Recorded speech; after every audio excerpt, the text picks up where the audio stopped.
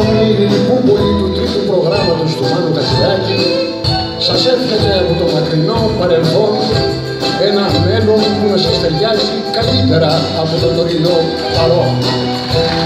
Με αγωνιστικούς χαιρετισμούς για ένα καλό ελληνικό καλοκαίρι.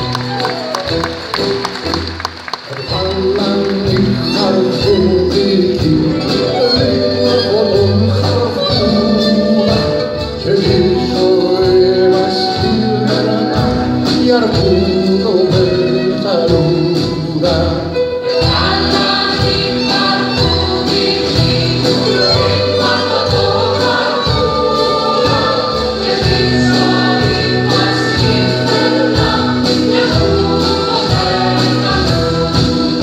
Σε άλλες εποχές η μόδα θα γυρίσει κι όλοι που πολύ εμένα θα